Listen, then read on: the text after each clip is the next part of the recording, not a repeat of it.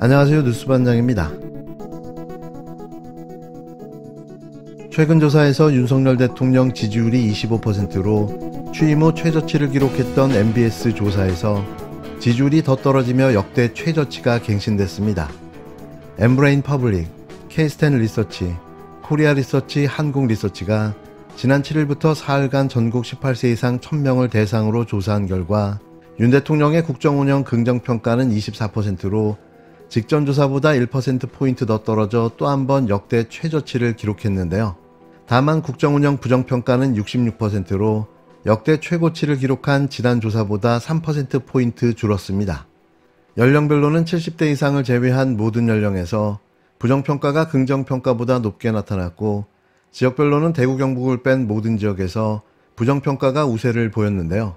또한 윤 대통령이 거부권을 행사한 김건희 특검법과 최상병 특검법 등이 국회 재표결에서 모두 부결된 것에 대해선 잘못된 결정이란 응답이 60%로 잘한 결정 22%에 3배에 육박했습니다.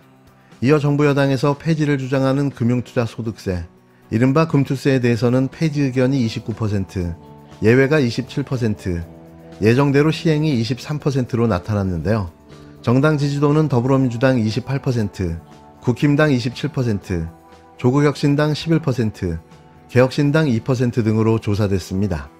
이번 조사와 관련된 자세한 사항은 중앙선거 여론조사 심의위원회 홈페이지를 참조하시면 되는데요. 한 자리 숫자가 나와도 할 말이 없어 보입니다. 윤석열 대통령 김건희 여사가 거의 한 경선 한 6개월, 5개월, 6개월간 아침마다 전화가 왔어요, 계속. 그럼 그 상황에서 물어보겠죠. 언제 입당해야 됩니까? 물어보시더라고. 그 누가 얘기했겠어요? 기자들이 8월 3일, 8월 6일, 8월 15일 이후에 국민의힘이 입당할 것이다. 그때 괴로워했던 게 언제 입당하세요? 총장님? 언제 입당하세요? 총장님? 거기에 너무 스트레스 받는 거예요. 왜? 그래서 내가 기자들이 생각하지 못한 7월 30일 날 입당을 해라. 그러니까 나한테 전화가 왔어요. 언제 입당하는 게 좋겠냐. 그래서 제가 그때 말일날이 아마 그래서 토요일 기자 출근 안 하니까 오늘 그냥 들어가세요. 그래도 그냥 가시대, 진짜. 자기들이 결정해서 마지막에 최종 물어봤는지, 내가 말해서 그냥 바로 갔는지, 하여튼 내가 말하고 나서는 출발했으니까. 뭐 그렇게 된 거죠. 좀 이따 더 많은 얘기들 엄청나게 많긴데, 뭐, 이제 문도 안 열었는데, 뭐. 아니, 그 집 대문 문도 안 열었잖아요. 내가 그 대선 관련돼서 얘기 하대요. 그 정치적인 있는 사람들 날 몰라요. 알 수가 없어요. 윤석열 대통령 부부와 명태균 씨가 2차례 만났다고 인정했지만 부실한 해명은 거듭 도마에 올랐습니다. 의혹의 핵심인 총선 공천에 대해선 설명이 없었는데요. 야권은 제2의 국정농단 사태라면서 일개 정치 브로커가 대통령을 겁박하는데 대통령실이 대응도 못한다고 질타했습니다. 갈수록 태산이라더니 점입 가경입니다. 김건희 여사 공천 개입 의혹의 핵심임을 명태균 씨의 새치 혀끝에 윤석열 정권의 명운이 걸려있는 듯한 형국입니다. 최순실에 노란하던 박근혜 정권의 악몽이 떠오릅니다. 자고 나면 명태균 씨의 새로운 공천 개입 증거들이 터져나오고 명 씨의 폭로도 이어지고 있습니다. 김영선 전 의원이 2020년 경남 창원시에 낸 변호사 사무실 주소가 명 씨가 운영했던 미래한국연구소와 같았다는 것으로 드러났습니다. 게다가 당시 미래한국연구소장은 김영선 전 의원의 친척이자 보좌관을 지낸 측근 김모 씨인데, 김 씨는 명태균 씨가 운영한 시사경남이란 인터넷 신문 겸 여론조사 업체의 보도국장으로 일했던 인물입니다. 2022년 윤석열 대통령 여론조사 무상 제공 대가로 김용선 전 의원이 재보선 공천을 받았다고 폭로한 강혜경 씨는 시사경남 편집국장 출신입니다. 명 씨를 둘러싼 의혹이 사실이라면 박근혜 정권을 몰락시킨 최순실 국정농단의 버금가는 명백한 제2의 국정농단 사태입니다. 또 2021년 대선 경선 당시 국힘당 당원 명부가 명 씨에게 유출됐다는 추가 의혹을 제기하며 공세를 이어갔는데요. 미래한국연구소가 당원 11만여 명, 13만여 명에게 여론조사를 실시해 윤석열 후보의 압도적 우위로 나타났는데, 명 씨가 여론조사를 이용해 윤석열 대세론에 불을 붙인 게 아니냐는 겁니다. 수십 차례 이루어진 이 비공개 여론조사가 과연 그냥 명태균 씨 혼자 자기 보려고 했던 거냐, 아니면은 국민의힘과 또는 대통령 후보와의 관계 속에서 조직적으로 이루어진 것인가. 여권 인사들은 명태균 씨가 그동안 미공개 여론조사를 통해 영향력을 확보해왔다고 했습니다. 그런데 이런 명 씨가 국힘당 대선 후보 경선 당시에도 당원 56만여 명의 정보를 활용해 대규모 여론조사를 한 사실이 드러났는데요. 충격적인 사실이었습니다. 어떻게 정치 브로커라는 자의 손에 집권여당의 당원 명부가 들어갈 수 있었는지 의문투성이인데요. 내부의 조력자가 도움을 주지 않았다면 불가능한 일인 거죠. 야당은 물론 여당 역시 진상조사를 하겠다고 나섰는데요. 미래한국연구소가 2021년 10월 19일부터 이틀간 진행한 대통령 선거 여론조사입니다. 다음날 한 차례 더 시행한 여론조사까지 합치면 3일간 25만 6,985명에게 전화를 돌려 8,494명에게 최종 응답을 받았는데요. 노정면 민주당 의원은 조사에 활용된 목록에 책임당원과 대의원 분류 등이 나온다며 국힘당 당원 56만 8천 명의 명부가 활용됐다는 의혹을 제기했습니다. 2021년 11월 1일부터 치러진 국힘당 대선 후보 최종 경선을 10여일 앞둔 상황에서 경선 결과의 50%를 좌우하는 당원 유권자를 상대로 한 광범위한 조사가 이루어진 것으로 볼 수 있다는 건데요. 말 그대로 특정 후보를 띄우기 위한 조직적인 불법 여론조사였던 겁니다. 그리고 그 특정 후보는 당시 윤석열 후보였는데요. 이래서 명태균 씨가 대통령 만드는 일이 제일 쉬웠다고 말한 거죠. 민주당은 당원 명부가 명태균 씨에게 흘러간 점도 문제 삼았습니다.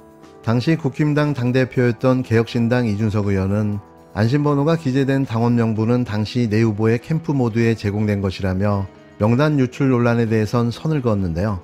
윤석열 후보 측에서 어떻게 활용했는지는 대통령실이나 윤핵관에게 물어봐야 한다고 말했습니다. 한편 10일 국회 행안위 국정감사에 불출석한 명태균 씨의 동행명령장을 집행하기 위해 국회 직원들이 경남 창원 자택을 찾았지만 응답이 없어 동행명령장을 전달하지 못했는데요. 미꾸라지같이 도망만 다니고 있는 겁니다. 파문이 가라앉지 않자 국힘당 지도부도 공개적으로 철저한 검찰 수사를 촉구하고 나섰는데요.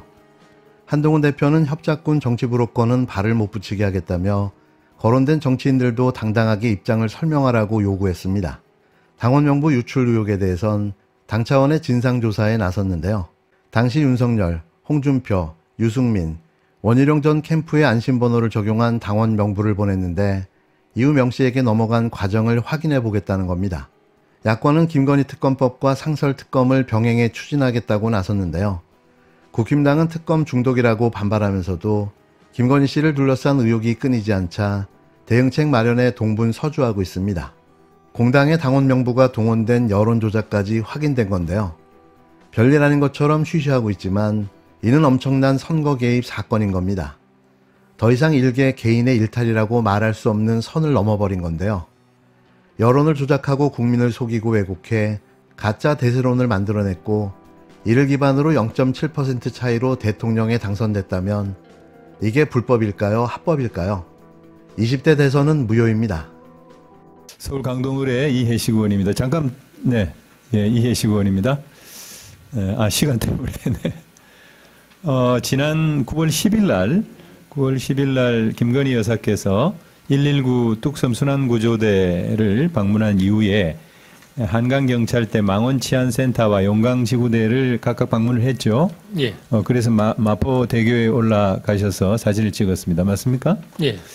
네, 우리 그 김건희 여사가 방문한다는 소식을 언제 처음 접했습니까? 그 사전에 아마 전날 통보를 받은 걸로 알고 있습니다. 아니 청장님한테 묻는 거예요. 예. 저도 사전에 보고를 받았습니다. 그렇게 말씀하셔야죠. 예. 예.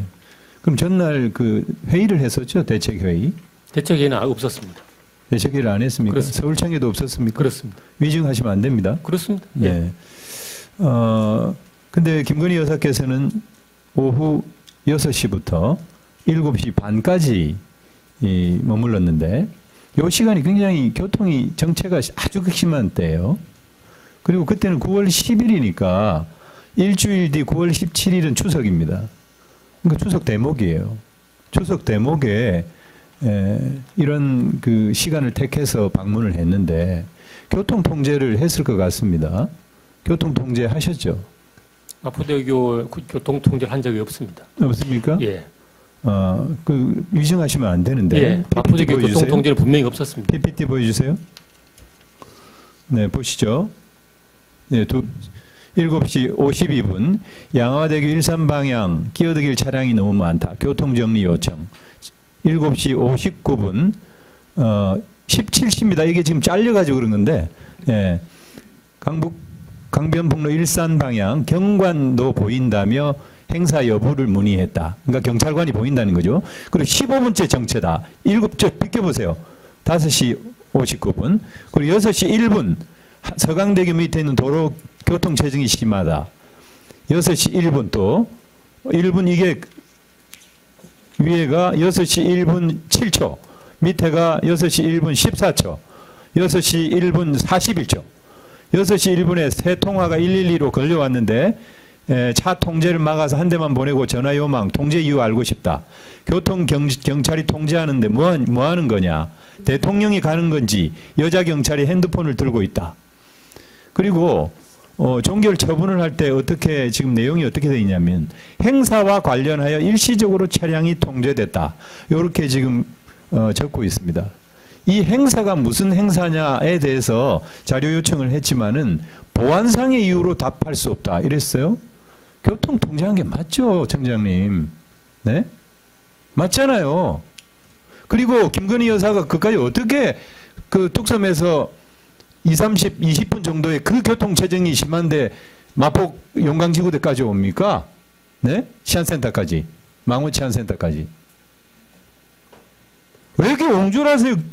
솔직하게 얘기하면 되잖아요. 예? 대통령 부인이 오니까 협조한 거다 이렇게 얘기하시면 되는 거 아니에요? 네? 정말 이해가 안 됩니다. 그리고요. 제가 알아보니까 6시 40분쯤에 용강지구대에서 마포대교로 출발을 했더라고요. 걸어서 올라갔는데 앞에 제일 먼저 사진 한번 띄워보세요. 김건희 여사 그 사진이 보시죠. 참 잘 나왔습니다. 그날 일몰 시간을 제가 보니까 18시 47분이에요. 18시 40분에 걸어서 올라갔는데 저는 일몰 시간을 딱 맞춰서 올라갔다. 그리고 저기 보세요. 얼마나 오후에 저렇게 좋은 시간에 사진 찍으러 간 겁니다. 대통령 부인이 말해요. 그리고 그날이 어떤 날이냐면은 바로 4일 전에 9월 6일 날에는 디올백 수수와 관련해 가지고 검찰 수사심의위원회에서 무혐의 처분한 날이에요. 그게 금요일인데 토 일 지나고 경찰에 월요일 날 통보하고 화요일 날 간 거예요. 말이 됩니까 이게? 자중을 할 때이고 그리고 추석 대목에 그렇게 국민들 불편을 끼쳐가면서 저렇게 꼭 사진 찍을 가야 됩니까? 어떻게 생각하세요, 청장님? 예? 저는 그 자살 예방의 날 관련해서 자살 알겠습니다. 답변 못 하시겠지 뭐 교통 통제가 있었는지 어땠는지 국민 불편 끼쳤는지 어땠는지 그 판단 못 하시잖아요, 예? 청장님.